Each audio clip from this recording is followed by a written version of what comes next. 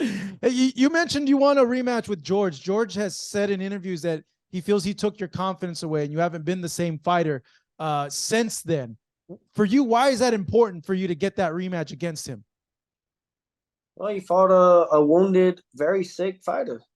I was very ill. I shouldn't even have done what I did. But my ego literally got in the way. It happened the night before the fight, and my father wanted to take me to the hospital, but I already knew what was going to happen. I mean, we've talked about this numerous of times, so it doesn't matter anymore. But George is just a guy that's going off of my name, and that's it. You know, he could say that he beat Teofimo, but which kind of Teofimo did you really beat? You know, but hey, some guys like him, they're fine with living in a lie. They're fine with all that stuff. So it's cool. Mm. Yeah, I got to ask you too. Just some fights that got announced, Teo. I want to get your take.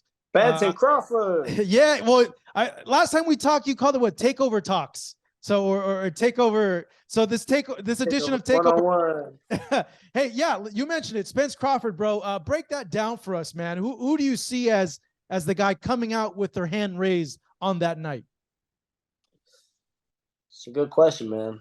I've been getting asked this, and I still to this day get like, I'm like, man, it's still hard. It's still a hard decision, but part of me sides with Spence. Only reason why being he's good at body placements, body shots, very good, accurate with them. He knows when to throw them, and southpaw. He's a little bit more tall, lanky. I think that he'll read Crawford a bit more.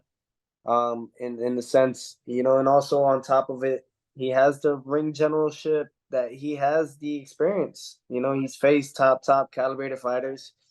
He's collected each belt from each one.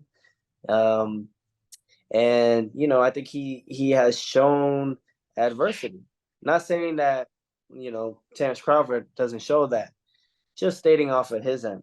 What Crawford does is a very dangerous type of deal that you got to deal with. He's ambidextrous. He goes southpaw, goes orthodox.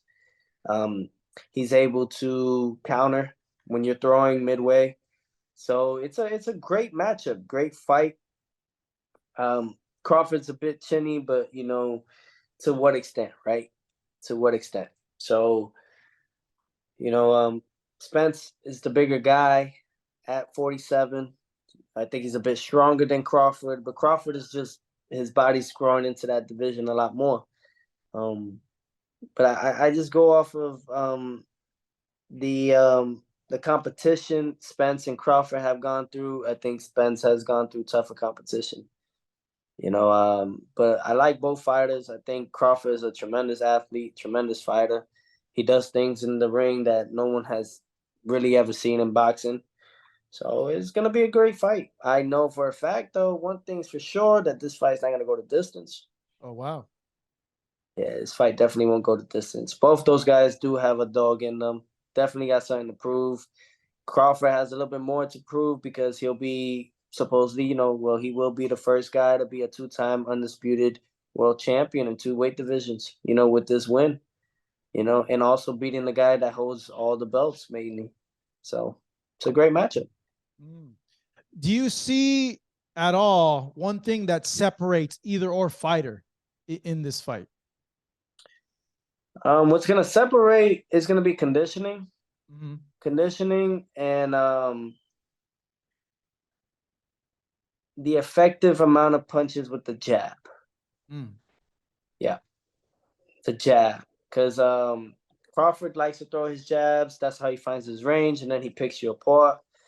Spence likes to throw his jabs. I mean, that's where he gets his range as well. So it's just who's gonna dominate the jab part. That's whoever breaks that shell first is gonna be the dictator of the winner that night. Yeah, If I were to give you $100, who would you bet it on? I gotta go with Spence. Spence? Yeah.